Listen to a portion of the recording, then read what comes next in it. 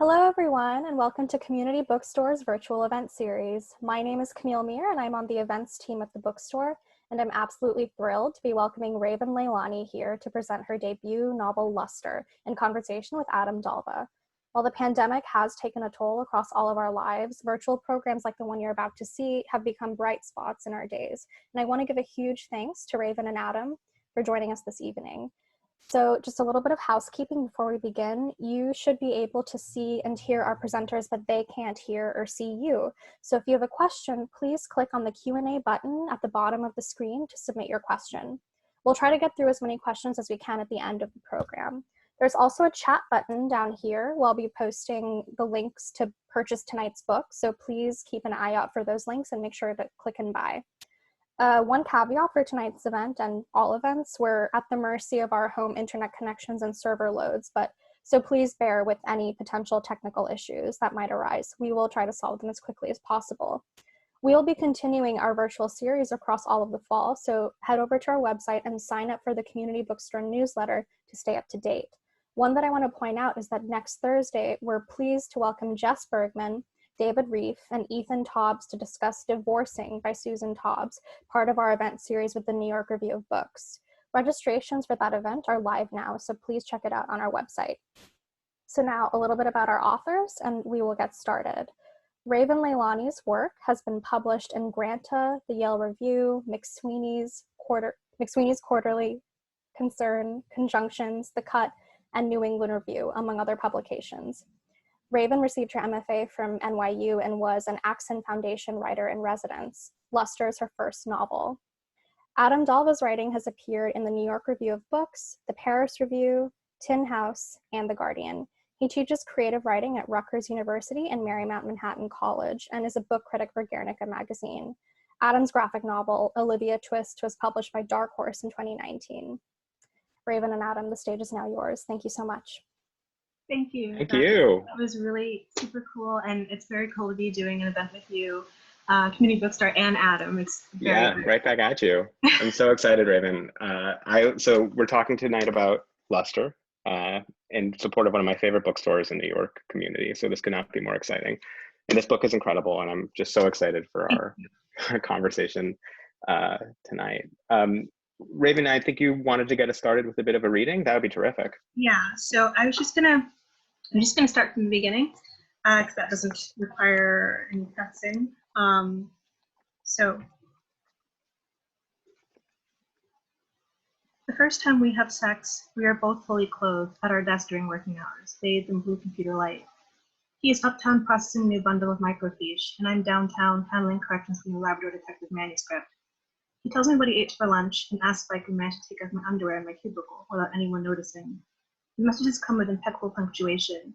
He has fallen to words like taste and spread. The empty text field is full of possibilities. Of course, I worry about IT remoting into my computer, or my internet history warranting yet another meeting with HR. But the risk. The thrill of a third pair of unseen eyes. The idea that someone in the office, with that sweet post-lunch break optimism, might come across this thread and see how tenderly Eric and I built this private world. In his first message, he points out a few typos in my online profile and tells me he has an open marriage. His profile pictures are candid and loose. A Grady photo of him asleep in the sand, a photo of him shaving, taken from behind. It is his last photo that moves me. The dirty tile and soft recession of steam. His face in the mirror, stern with quiet scrutiny. I save the photo to my phone so I can look at it on the train. Women look over my shoulder and smile, and I let them believe he is mine. Otherwise, I have not had much success with men. This is not a statement of self-pity. This is just a statement of the facts. Here's a fact. I have great breasts which have warped my spine. More facts. My salary is very low. I have trouble making friends and men lose interest in me when I talk. It always goes well initially, but then I talk too explicitly about my ovarian torsion or my rent. Eric is different. 2 weeks into our correspondence, he tells me about the cancer that ravaged half his maternal family. He tells me about the aunt he loved who made potions with foxhair and hemp, how she was buried with a cornhouse doll she made of herself. Still, he describes his childhood home lovingly. The digressions of farmland between Milwaukee and Appleton, the yellow-breasted chats in tundra swans that would appear in his yard looking for seed. When I talk about my childhood, I only talk about the happy parts. The tape of Spice World I received for my 5th birthday, the Barbie I melted in the microwave when no one was home. Of course, The context of my childhood, the boy bands, the Lunchables, the impeachment of Bill Clinton, only emphasizes our generational gap. Eric is sensitive about his age and about mine, and he makes a considerable effort to manage a 23-year discrepancy. He follows me on Instagram and leaves lengthy comments on my posts. Retired internet slang interspersed with earnest remarks about how the light falls on my face. Compared to the inscrutable advances of younger men, it is a relief. We talk for a month before our schedules align. We try to talk earlier, but things always come up. This is just one way his life is different from mine. There are people who count on him, and sometimes they need him urgently. Between his abrupt cancellations, I realize that I need him too, in a way that makes my dreams delirious expressions of thirst, long stretches of yellow desert, cathedrals hemmed in dripping moss. By the time we set our first real date, I would have done anything. He wanted to go to Six Flags. We decided to go on a Tuesday. When he rolls up in his white Volvo, I've made it to part of my pre-date routine where I try to find the most appropriate laugh. I put on 3 dresses before I find the right one. I tie up my braids and line my eyes. There are dishes in the sink and a pervasive salmon smell in the apartment, and I don't want him to think it has anything to do with me. I put on a complex pair of underwear that is not so much underwear as a bundle of string, and I stand before the mirror. I think to myself, you are a desirable woman. You are not a dozen gerbils in a skin casing. Outside, he is double parked. He leans against the car and remains like this as I come out, his eyes bright and still. His hair is darker than I expected, a black so opaque it looks blue. His face is almost obscenely symmetrical, though one of his eyebrows is higher than the other, and it makes his smile seem a little smug. It is the second day of summer, and all the city's powers have no sway over him. I reach for his hand, trying to swallow my tongue, and something feels strange. Of course there are nerves. In person, he's a total daddy, his face alert and hard, softened only by the slight recession of his hair. But this strange feeling has nothing to do with that. Nothing to do with me looking past his sensuous mouth and slightly askew nose for any indication that he's as nervous as I am. It is that it is 8:15 a.m., and I feel happy. I am not on the L, smelling someone's lukewarm pickles, wishing I were dead. So I'll stop there, but I want to say how amazing it is to like hear your laughter as I'm reading, because one of the things about like a virtual event is like you read jokes and it's totally I know. It's the same thing when I'm teaching. I have to tell my students, just like do this if I make a good joke. It's brutal. Yeah, and there's, I mean, gerbils, you have to get a big laugh for a dozen gerbils in the skin casing. And lukewarm pickles, terrific too. I actually wanted to ask about this later, but one thing I love about this is that it's a funny book on top of being a dramatic book, on top of being, you know, and I think sometimes when one works with humor and they're writing interviews and write-ups don't talk about humor. I don't know why that is, but I love the humor of this book, and you really set it up from the get-go. Were you conscious about making us laugh? No, I mean, in a way I kind of started leaning into the jokes once I realized that they were there and they were coming. But when I started writing, it wasn't really with the intention for it to be as like joke dense as it is. And I think, you know, I think you're right. You know, we don't talk as much about anything, you know, that's funny and also dramatic. We tend to kind of focus more on the dramatic part. But for this, I do think they're kind of linked. I think the humor, because it surprised me when it came from the rage that's on the page. Mm-hmm. Like it came from the discrepancy in Edie's character, you know, what is internal and what is external, and those two things are starkly different. So I think that, you know, that private knowledge that we have of her on the page, because we can see the inside of her mind versus what she's actually doing and articulating, that's comedy. But also, like, it's also really hard to like articulate why a thing is funny. No, I know. About 2 minutes into the interview, can you define humor for us? No, but I think one thing that makes it funny, I don't think she's like going around this book making jokes to other people, right? It's like it's a private thing between her and us when we read it. And I love that for it. Was this always your beginning, or did this come late? Yeah, no, this was definitely always the beginning. I knew that, like, before I knew anything about this, like, I knew that I wanted this book to be heavily bodily. I knew I wanted to show a Black woman on the page wanting something. And in this case, like, that something is like kind of an easy thing before we understand like her, you know, artistic aspirations. This thing that she wants is to be touched, to be recognized, to to get laid, you know? And so I feel like where I started was with like the absence of intimacy in her life and her like trying to seek it out. And in which case, like here it's, you know, online with this older man. Turns out to be a total daddy. And so Eric, so just to I just want to give a little context of the plot so we can talk about it. So Edie's into Eric, she meets him on the internet, she desires things, and then the plot takes many twists and turns that we won't elaborate too much because I want you all to be surprised by it. But pretty quickly, and I think you already mentioned it, you have this pairing of her physical desire with her intellectual pursuit, her art. Yeah. And I always love, I guess they're called the Kunstlerromans, right? Those German books about like an artist. Yes. The coming of age of an artist, right? It's like a Bildungsroman subplot. And I looked on the Wikipedia of it and your book's not on there. So I'm going to edit it. Man. And the last one on there is a Ben Lerner book from 2011. So I think we need to, but I love the idea of a book about a stunted artist and someone, while all the drama and soap you've built into this happen, seems to rediscover something about art. So I was wondering if you could talk about the decision to have her journey as a painter in this book. Sure. I mean, there are honestly, there are a handful of reasons why I chose this. One is I think personally extremely inclined to depict this specific art making on the page because painting was the thing that I really grew up loving and wanting to do before I put it aside and like devoted my entire attention to writing. It's a discipline that is extremely difficult and requires a kind of like single-mindedness and rigor that I think breeds the kind of obsession I like to talk about with art making, and also like the practical side of showing what kind of means to like lay claim to your art when you're young and Black and like and trying to cobble a life together that makes sense and that is livable. So in depicting like why I gravitated toward art making and painting was one, I wanted to show a Black woman trying to reflect her own reality onto the canvas, and the way that is extremely distorted because of the performance that she's indulged, she indulges in to survive, but also,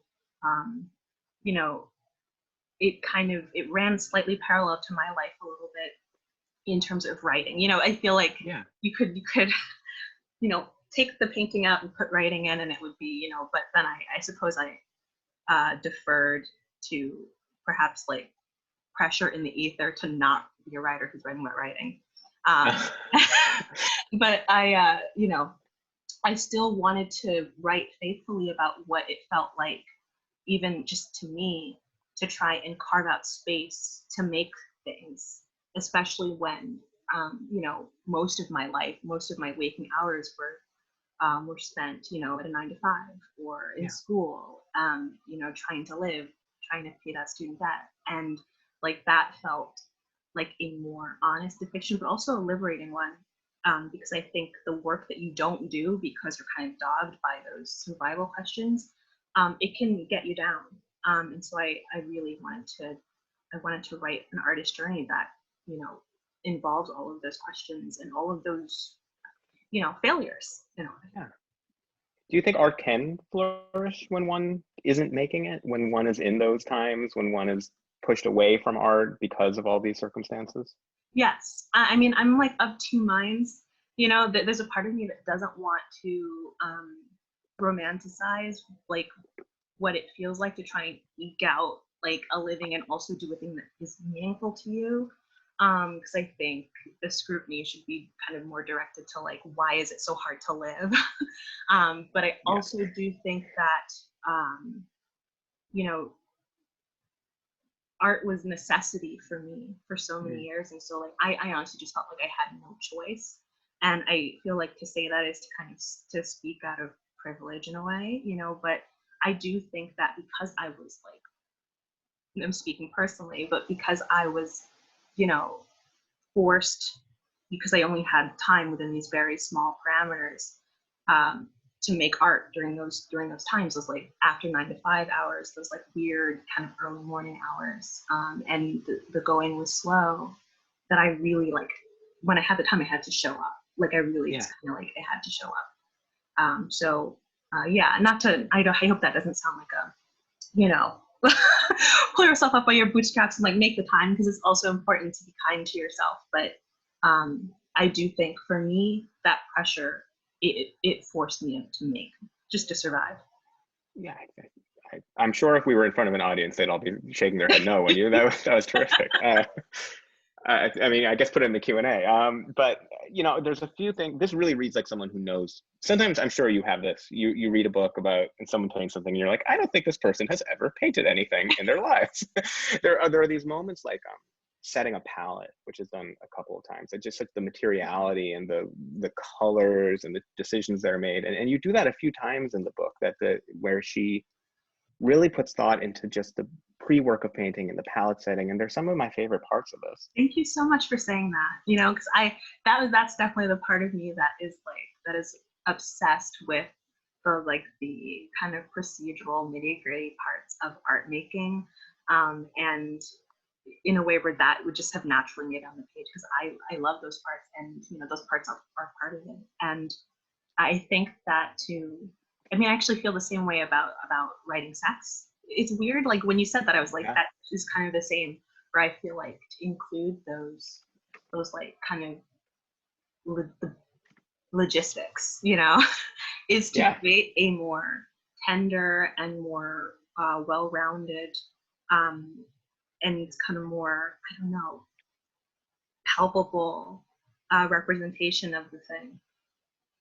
I think I did link the two as well, because I think some of the most remarkable moments in this book are, I think, the sex writing as well is terrific. And one thing I liked about it is, I mean, yes, it's sometimes like shatteringly hot, but also a lot of the time it's like negotiation and things going a bit wrong, and logistics and politics. And it was fun to read both sides of sex on the page. And I was wondering about your approach to sex writing. So, I mean, I really love the word negotiation in this in this realm, because that's what I felt when I came to the page, was that these are, you know, however many bodies are involved. My responsibility here is to illuminate these like private negotiations that are happening around the body. You know, and in this case, you're experiencing like all the sex through, you know, the mind of Edie, and you know, so you know, it's colored in that way.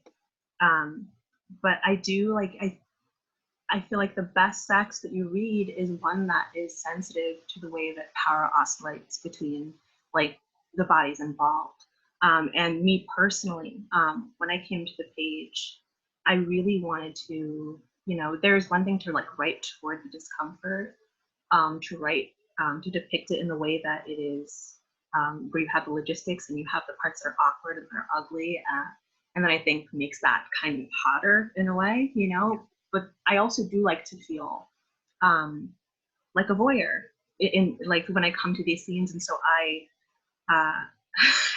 did that on the page, hoping that my reader would feel the same way, that they would, you know, perhaps they would feel like you know, the discomfort of the I shouldn't be seeing this. But I think the I shouldn't be seeing this is crucial to a really kind of a deeply felt and authentic is a real shitty word, but like an authentic, you know, an authentic sex scene where it is a private and unstudied thing, you know. So that is sort of how I came to it. I love that. And I was at a talk of Garth Greenwell's last January, and he said he was very surprised that people say his books aren't political because they are full of power dynamic sex scenes. That, like, to him, that is politics, like, inherently. And your book, and I'm sure the audience, just from hearing your first few pages, has a very uneven power dynamic, one that both characters are aware of and play into occasionally. So the book read very political to me with the way it was sort of, I mean, there's literally a contract also because it's an open marriage and they have to sign something. So like very literally political, but like in a more ephemeral sense also how charged I think the interactions are. Yes. Is something. And that was important to me, you know, to kind of present her kind of sexual choices, her agency in a way that did not feel judgmental or pathologized, you know, because it is like I cannot pretend that depicting a Black woman on the page in a relationship with a much older, much more secure, socially secure white man, and inviting a kind of violence within that sexual relationship is not political. It absolutely is. But as I wrote with a freedom, or wanting this character Edie to have freedom to, to hold those contradictions of having a body that is subject to violence in the public realm, but also what that looks like to invite that.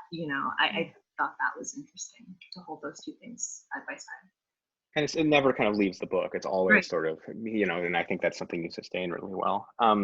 I think that can actually kind of loop me back toward, and one last question I had about art, which is that I know from looking at your Instagram a bit and also reading some interviews with you that portraits and is something that you're interested in, portraiture. And this book is in some ways obviously a portrait of Edie, but also it felt to me of the supporting characters, this family of her lover who she comes to know. And I was wondering how portraiture maybe affected your writing, because these are some very closely studied characters. And to me, they felt kind of like portraits, and how a really good portrait has something a little wrong with it somehow, I think. Oh, and I they love all kind of that. do. I really, that's a really cool question. And I really love that interpretation of a good portrait, because to me, that makes me feel good, because it's like a more forgiving idea of what a portrait should be. I'm a college writing teacher. my feeling of representing the human body and the human face is that it is a thing that everybody is an expert in. So it's a really hard thing to represent, right? But I do actually, I feel that way. Like I think the most compelling paintings and portraiture, they bear the mark of the mind that makes it. There's something like some fingerprints in the art, and I do think that that kind of art making that is sort of fixated on the body and on the face, it did translate here, and that's so cool. That's a really cool parallel. And I think it translates for her character, because she is, she's a kind of hyper vigilant in the way that she has to be as a Black woman to survive. But that is also part of her artistry.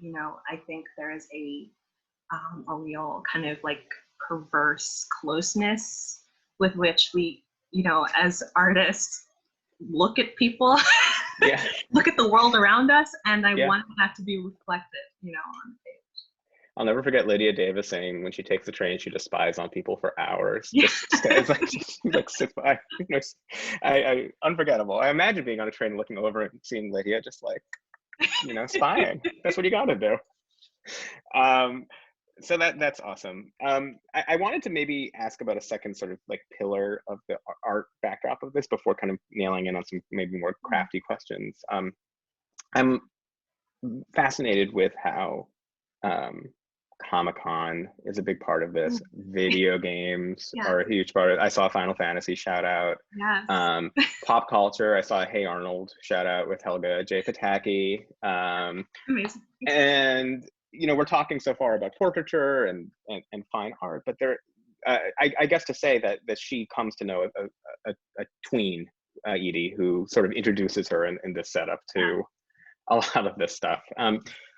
What made you decide to put all that great, and by the way, the great Comic-Con scene I've ever read also. Thank you. In this book. That I really, really appreciate that. I actually feel like I didn't arrive at that being sort of the kind of one of the bigger kind of, because there are a bunch of scenes kind of like that are chaotic and dense, physically dense.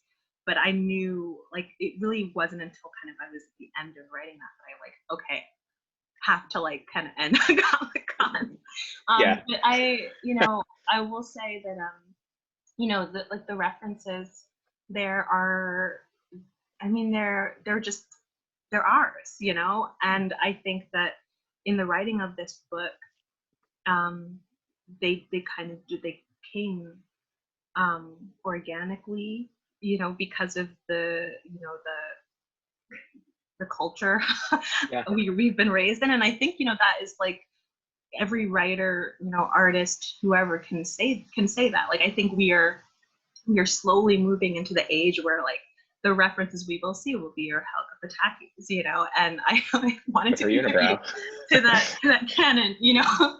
But I also, you know, fandom is really important to me, and so that's another thing. Much like painting, where I love the thing, I personally love the thing so much, and felt that in writing a book about a Black woman who's seeking, you know, some relief to her isolation and loneliness, and meets this tween who is also kind of doing the same thing, that this young Black woman, that she have joy, that she have something that she really loves. And I think that fandom is joy, you know, at least, you know, Absolutely. Some fandom is joy. Some, you know, there are kind of grades of fandom that are more persnickety, and like I can't say that I'm, you know, not occasionally. You had a good joke about it. One of the question in the Comic-Con.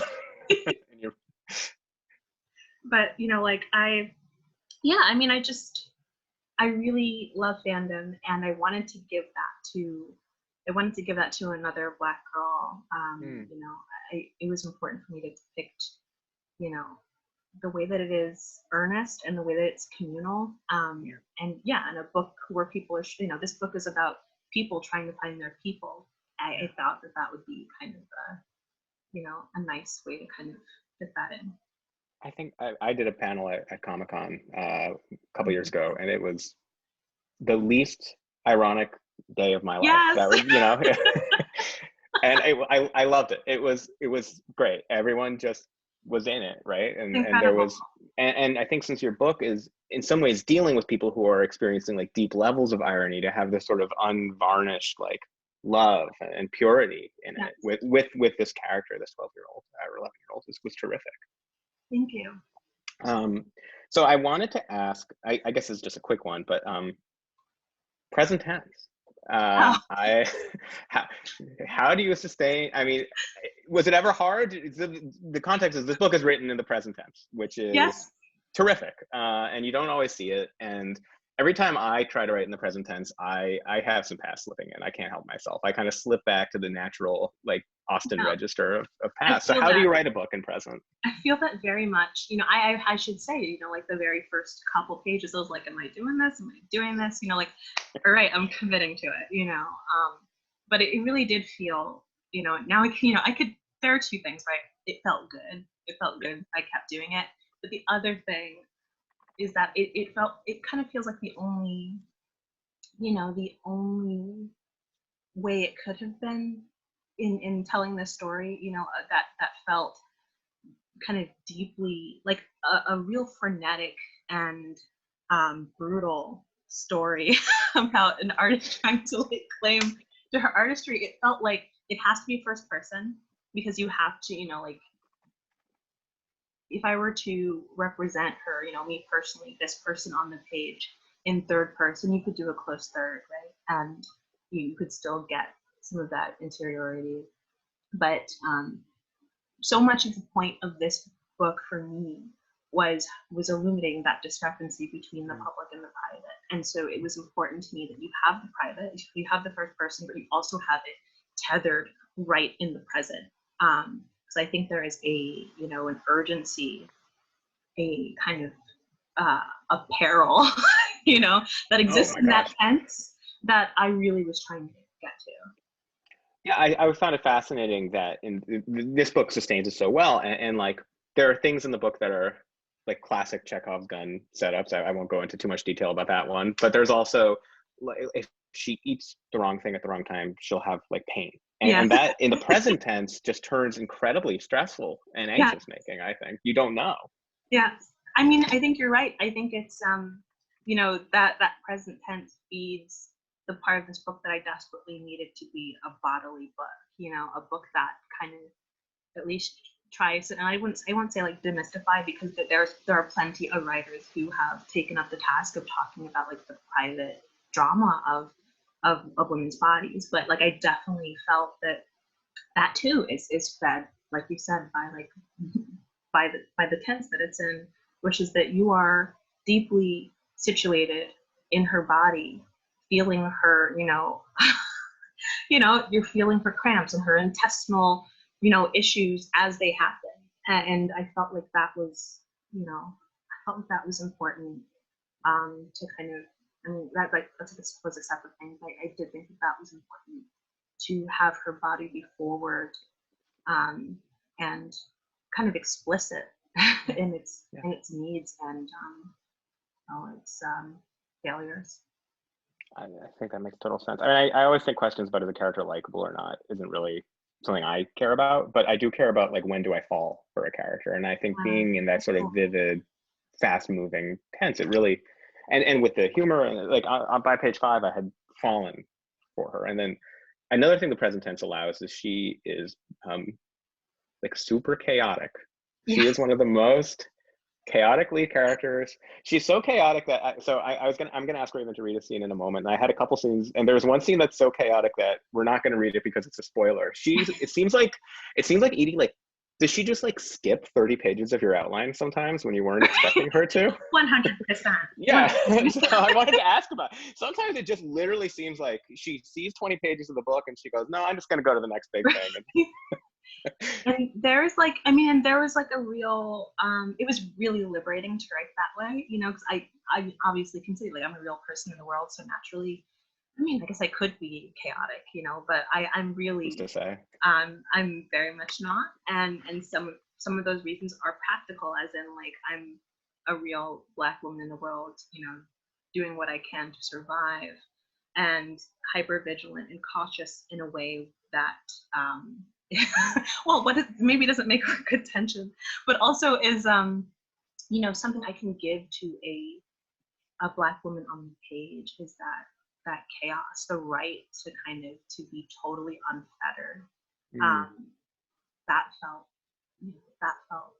felt really good to afford for that. I read an interview with you where you said you sort of felt like you were working within like the white male writer idiom of the 1960s, like just just these characters have total license to be bad and good and do whatever they want, and I thought that was so great.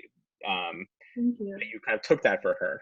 Yeah, I mean, and that is like, because you mentioned likability, very briefly. I actually really like how you put it, like, when do I fall for a character? I feel I'm going to start thinking about it that way instead, because I really love that.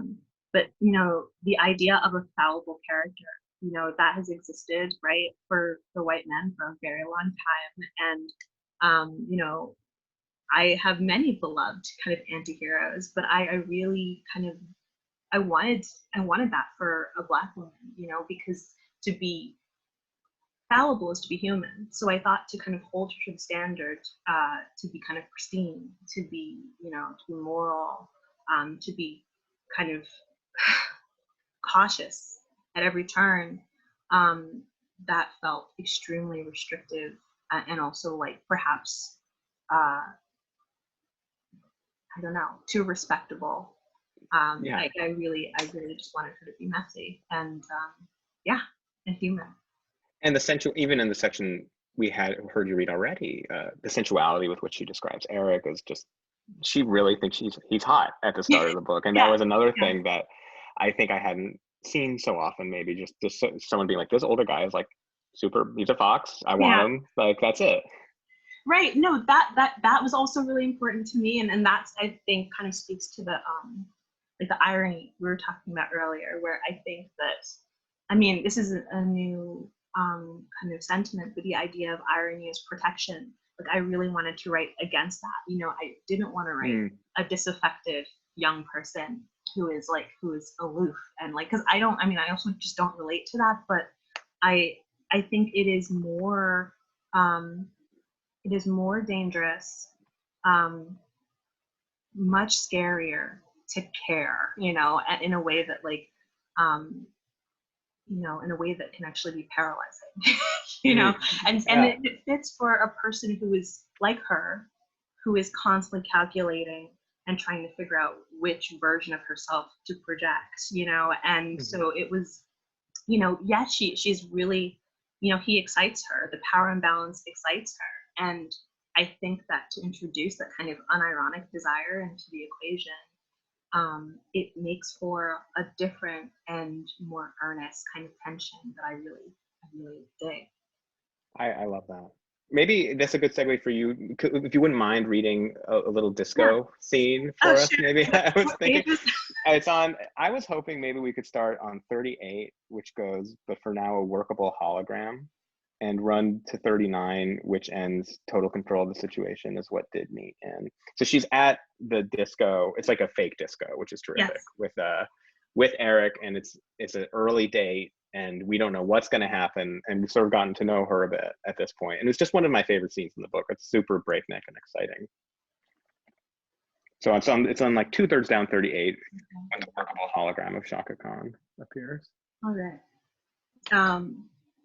But for now, a workable hologram of Shaka Khan overtakes Gloria Gaynor and her bouncy curls, and Shaka Khan is cooing her famed shredded panties, squatting and saluting at the end of the stage, flexing her brown thighs and smirking into the crowd, though the music that is playing is actually Casey and the Sunshine's band's That's the Way, which makes it feel a little spectral, which is how nights like these always feel once the strobes lift for a moment, and you see the beer and glitter on the floor, the reanimation of what is dead repackaged and called nostalgia, and all that earnest time travel tempered with irony, because as I look around, almost everyone is dancing, but with a sort of shrugging participation that conveys this whole thing as a joke, like, how lame, like, I did this, but not too much.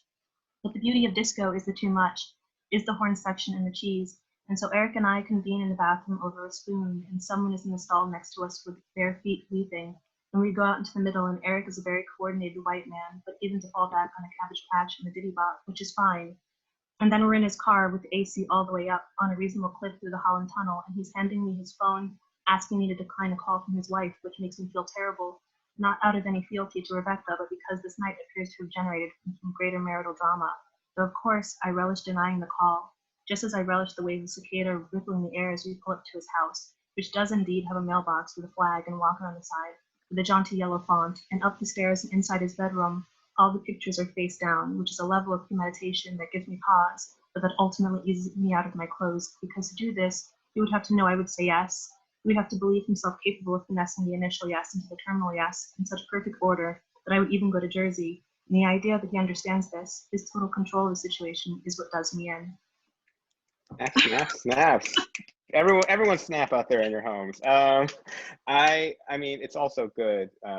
Finessing the initial yes into the terminal yes. I mean, that's like Molly Bloom with some math thrown in. That is just. Thank you. It was really fun to write. You know, I'm so glad that you enjoyed it, because it was really, I had so much fun with that. So I'm gonna hold it up because I want you all to see.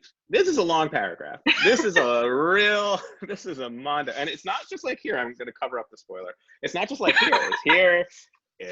It's here. Don't take screenshots of this for spoilers. But it's like all over. And those were mondo sentences. Those were long, long sentences with a couple shorts thrown in. So I'm obsessed with your cadence in this book. You go long, you go short, you have tiny vignettes. On the line level, it sparkles, but also it has this long occasional sequence. I was wondering, were you just kind of writing with it? How did that kind of come about? So I really just kind of, when I get to these sections, because there are like, you know, these are like, when I get to these moments in the book, this is like what I'm writing toward. You know, these are like, you could probably tell, you know, like this is like what I've been writing toward for this moment.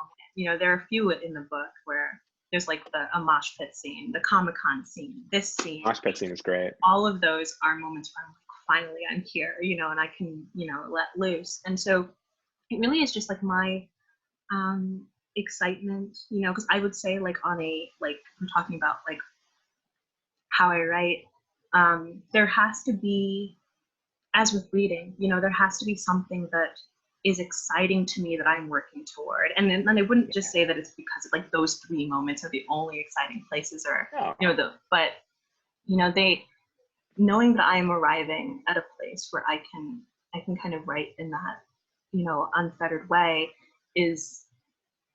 it just feels really good. So that's part of it, where I just kind of, I do what feels good. I lean into the speed because I love writing that has speed. And one of the ways of doing that is like a long kind of epic sentence. And, you know, I will say, like, it was actually a longer sentence in the earlier draft. You know, send me that. But, you know, really love that speed. I love that chaos of a scene. And I also have a lot of trouble with transition. So that is one way that I kind of find my way around it. Like, like honestly, it's actually kind of just a trick that I don't then have to think, how do I get to the next room? I kind of, it's like it, you never stop moving towards the next room. And, I just kind of, I really love a wall of prose. I'm glad that you enjoyed it, because there is the element of writing like that where you're caught up. You're caught up in the way that I would say that I actually do not love to be most of the time. Like, I can only write cold. But you're caught up. Like, I'm caught up in writing those kinds of sections. And so it really, in a way, it's just kind of coming. And I'm really obsessed with movement and motion, and that speed. And that's sort of my way into writing toward those sort of chaotic moments that really just feel good. And I think try and convey the thing that is central, at least to this book, which is this sort of sweaty kind of frenzy that Edie is sort of in the midst of. Oh, we have, I have to thank you. We have this in common, and I had never articulated it, that I do exactly the same thing when I write. There are desserts, there's treats, and getting to them, and then the explosion. Yes. And I had never articulated it, so I will steal it in the future and claim it. It was terrific. I'll cite my sources, actually. It would be an honor to do that. So that I totally am agreeing. We have a few questions in the Q&A, and if you have them, please throw them in. But we, believe it or not, only have about 20 minutes to go. So I want to make sure we get to everyone else's questions. So I'll maybe read them out, and we can play with them as we like, and I'll ask follow-ups. Question 1, wannabe writer here. I love it already. This question may be for you both. I love it even more. How did you decide what central themes and characters to orient your debut around? With debuts, it seems so hard not to try to put the entire world in there. How do you decide what to focus on? Great question. Oh man. For me, writing is discovery. I do not really know what I'm doing or if it's going to work until I'm like a third of the way in. And so I could not honestly say to you that I went into this book knowing exactly what it was going to be about. I knew what felt urgent and what felt sexy to me, and I started writing that, and then it kind of all came from that. But I knew that, I knew I wanted to write about art, right? And I knew I wanted to write about desire. And the questions then became, because those are super broad, the questions became, how can I try and execute this in a way that feels specific, that feels like it is done in a way where, it could only have come from me. And that's kind of, that's a big thing to say, but that's how I approach it. And I would say the thing you said about feeling you want to put everything in it, I don't think that goes away. I actually feel like that is this book. It's literally 98% of all of my obsessions and preoccupations, kitchen sink, is in there. Was this book written on the back of other attempts to write novels? This book was written shortly after I threw out a novel that I thought was going to be my first novel. It does happen. Yeah. Thank you for saying that. People are so cagey about saying that. It's so great that you say it. It is I think that's important, right? I think that the work that doesn't work is still really instructional and really valuable, because it does get you there. Oh, that's great. I love that answer. A mentor of mine once told me that a first novel is 1 2/3 ideas, and then every novel after that is half an idea. And I always found that to be a very, very inspiring. Oh, wow. So we have a bunch more questions, and throw them in the chat, and we'll kind of get to them. But thank you, anonymous attendee A. That was fabulous. Now I have a question from Laura Dean. What do you think about the pressure to make characters in fiction moral and likable? Oh, did you ever get negative feedback on the nature of Edie's fallibility? And I knew you were an MFA program, so I was going to ask you this too, while developing Luster. no, not in the MFA program did I get like negative feedback on like her, you know, I guess shorthand unlikability. I will say that early on in my process, in the process of publishing this book, I perhaps made a cardinal mistake and waited onto Goodreads, and that is where I saw like the kind of you know, the feedback about likability versus unlikability. But I will say how I feel about that is, you know, and it feels specific to how I felt my responsibility, what my responsibility was in depicting a Black woman, which was that, you know, there is this real investment, and like, there is this real investment in policing the feelings and the, you know, behavior of Black women, and some of it is, all of it is sinister, you know, but some of it is, you know, some of it is strictly about control. And not affording human beings like latitude to be human. Some of it is respectability in that the idea that there is a one way to comport yourself to be deserving of empathy. And I felt really like it was important to write against all of that, you know, really truly, especially for this character, to allow her room to like, not even, you know, I don't even want to say, because some of the reasons that she responds the way she does are, those are rational responses. Those are dysfunctional responses to an extremely dysfunctional environment, you know, but at the same time, she also does bad things, you know, like I wanted to, you know, it was less important for me to write a character where I am with my authorial hand trying to guide the reader to what I think is moral and what I think is right, because when I read that, I can't stomach that, and I feel like a lot of readers feel that kind of is condescending. So I tried to write away from that and allow a character to be human and to present in a way where, you know, the readers could make their own, you know, make their own judgments. And in some cases, that judgment is comes down to this person is unlikable, which, you know, I kind of is part of the course. And in some, you know, and some people come to the book and they just see a kind of human being who fucks up and who's trying to, you know, carve out some art, you know, while also trying to live.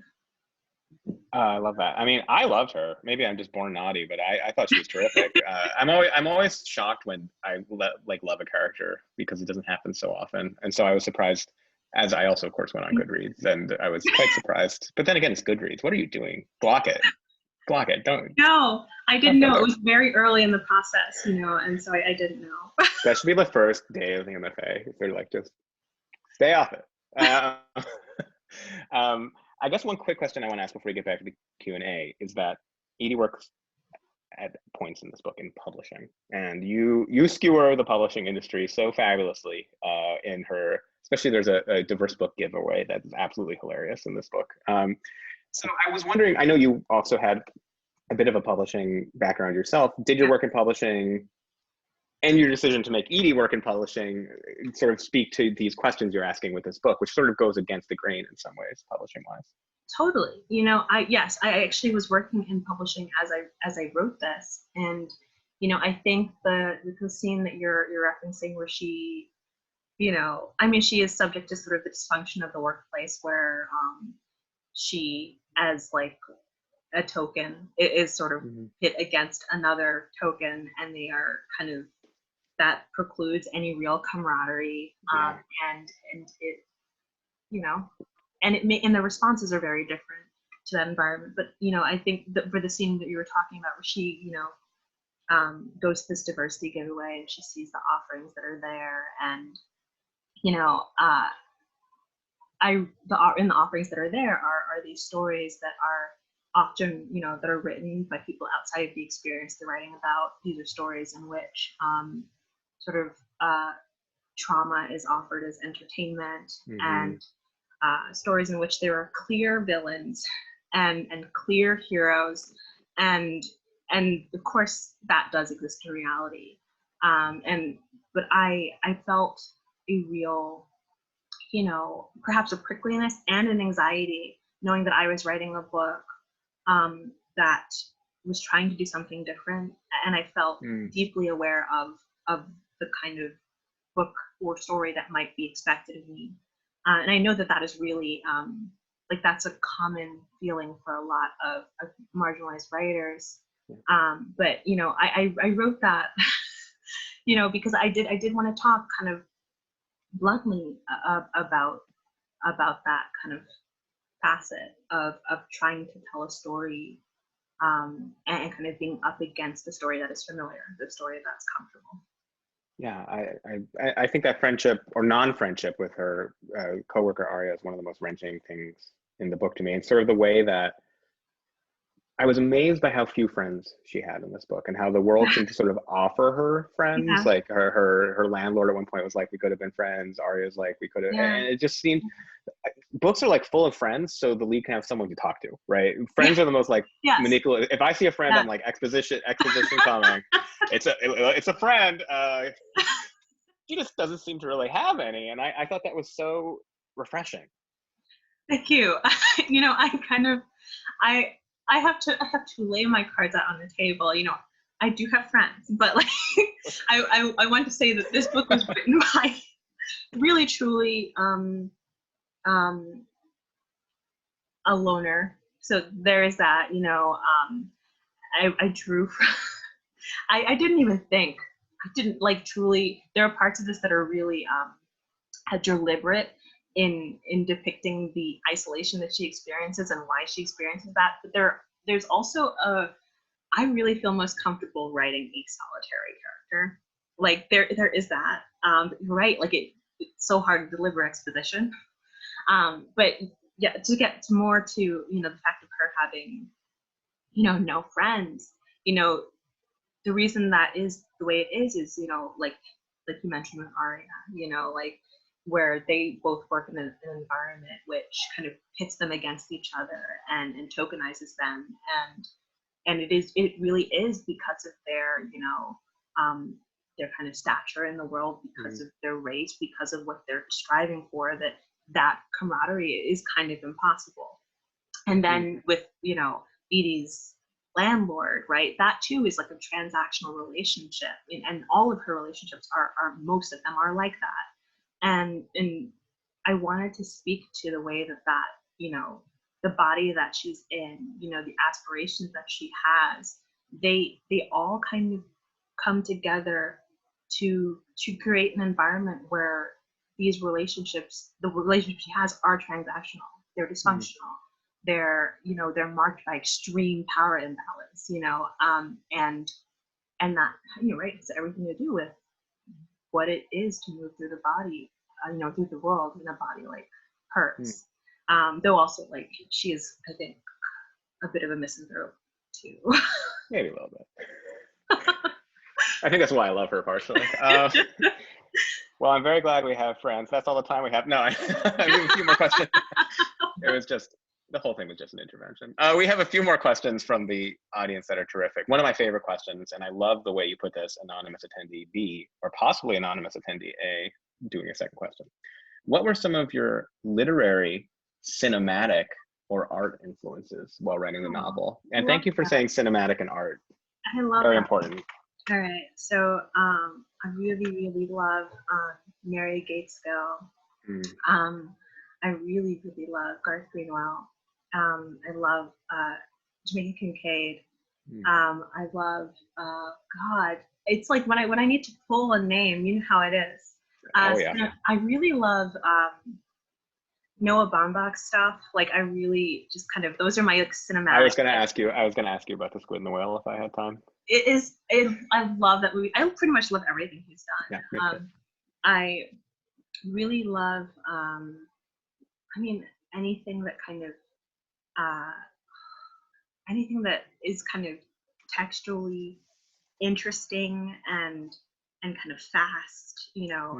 I really love, gosh, I'm blanking on more cinema, but I will say art. Gentileschi, her, you know, her painting is in the book. Judith slaying Holofernes. Yeah. I had it pulled up. Don't you worry. I saw it, I think, when I was like in my early 20s, and I was so struck by it. I really love Edward Hopper. I love Jessica Spence, who's like I think more of a smaller painter. She's really like, she renders black hair in a really, really beautiful way. I love Amy Sherald, Kahini Wiley, more, yeah, I just feel like I love anything that kind of feels kind of unvarnished in its representation of the body and of those kind of like emotional transactions. Man, so interesting. I love that question. Thank you. So Francis Thompson wants to know, how realistic is this book's environment / situation? I don't know how to answer that one myself. I'm curious. I mean, I think it's pretty. I mean, it's pretty real. Yeah, it's pretty real. There are definitely kind of moments throughout that are totally absurd. You know, like, I can't tell you why I needed to put clown school in this, but I had to. You know, clown school was an invention? I'm outraged. You know, there's a great clown school sequel. Run, Don't Walk. But no, I mean, alone. I do think, you know, this is a person who is adrift and who is who's trying to find some kind of stability, and so her trajectory is one that is extremely shaggy and one that is kind of yeah. So I feel like because of, you know, the precarity that she is sort of trying to resolve, you know, that precarity shapes this book, and it gives it a certain wildness and then kind of perhaps a certain absurdity. What is amazing to me about this book, and this is something, if you're thinking about buying it, that I think is something worth buying it for, is that it reads as realistic as it does, given how many chaotic and absurd things happen in it. I mean, I think that's like one of your great accomplishments here. Like, if I wrote out the plot, it would seem almost outrageous, but when you're reading it, because it's in this tight verse, because you're sort of spinning along and everything spirals in a sort of non-logical, logical progression, it never has that moment of going, oh, this has gone too far. Yeah. Thank you. Yeah. Michael Chang said, loving the interview so far. Thank you, Michael. I'm sure you have drafts and stories that have yet to see daylight. Why did you decide to publish this novel and not work on a different story in those drafts? Oh, man. So, I mean, it really was like, you're right. You know, there are plenty of things in drafts. I think like we can all like attest to that, you know, like the aspirational draft. And one day. I really deeply cannot, like, do not know if a thing is going to work until I'm in it. And in a lot of the time, really, I find out that it just isn't going to work, or that I have to put it away until I can understand it. But like this book, the reason I kind of stuck with this book instead of, you know, the one that came before it was, you know, and that was a really hard decision because I had put a lot of love and a lot of time, like, as you do, you know, like, into that first, I mean, it actually was kind of like the third or second attempt, you know, but it was like the first serious attempt. But, you know, I had really kind of illuminating and hard conversations with people who would become my mentors. And I came home and I looked at the draft that I had, I looked at the ideas that I had, and the thing that felt most natural, the thing that felt most urgent was this book. And like, there's, I think, an element of writing where you can't force a thing that like isn't meant to come together. And that is I mean, honestly, a lesson I keep learning over and over again, because you come to the page and you want to will it to happen. And I do think it's important to make it a practice, you know, but I will just say, like, this book, it was the most urgent thing to me in the moment, and I had to follow that. I think that's great advice for writers, especially people who are trying to start out, to kind of write what feels hot. I think is super great. I know we don't have too much time. We've many great questions. I just want to ask, I'm just choosing one that I really want to make sure we got to, because her relationship with Rebecca is one of the most interesting and fun points in the book for me. Rebecca is, we don't want to spoil too much, but Rebecca is Eric's wife, and that relationship, right, takes on a crazy turns. And she, the questioner asked if you could speak more to that relationship and the intimacy of that relationship, which I think is a great question. So I, in writing this book too, that was one of the things that revealed itself to me in a way that surprised me, where I kind of, I knew that there would be an open marriage on the page, and I knew that, I wanted to depict it in a way that felt humane and honest, and in that honesty, I did not want to depict the kind of the wife equation as one that felt easy. Like we were talking earlier about easy villains, clear-cut villains, clear-cut heroes. I always think the truth is, there are some real, like, uppercase villains. They exist, but like the truth, like, I think a lot of the time is somewhere in the middle. And I wanted to create a wife character who wasn't depicted as like a sort of jealous scold, where they weren't positioned in a way where they're fighting over a man, or that she was sort of overtly problematic or villainous, but that she is also a serious woman, and in fact maybe the only person in the book who takes Edie up on this thing that she is kind of trying to offer anyone who will take it, which is she wants deeply to be affirmed, as a person, as an artist, and she looks to men for this, and it often doesn't pan out. And in this relationship, this is one in which she is allowed to let that mask slip. At the same time, they are still reconciling the very real differences between them. And I think that felt real to include both of those things, but it also, there is a real, there's a real tension and eroticism to that. Absolutely. And I wanted to write toward that, because I do think that there are some, female relationships that are that urgent and are that, profound right away and are erotic. And so, I really, in that relationship, I wanted to write toward that and allow it. She does that autopsy. Oh, I'm sorry to cut you off. No, does that autopsy when she does autopsies, and she the scene where she cuts out the brain while she's dancing to Rich Girl.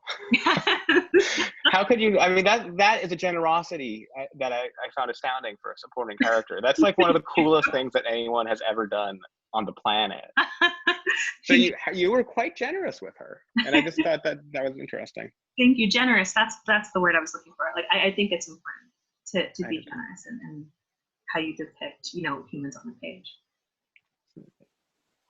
Well, on that note, I just wanted to come in and thank Raven and Adam for an amazing conversation. I'm so glad y'all got to touch on so many aspects of what it took to bring this novel to life, and went so in depth with all of the things you were thinking about with character development.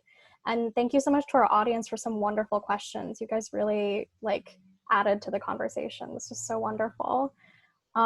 Please make sure to virtually rush to our virtual bookstore to buy Luster. It's a wonderful novel. And thank you so much again for attending tonight. I hope everybody has a good night. Thank you. Thank you. Thank you, Adam. Thank you, Raven. That was fabulous. Yes, that was wonderful.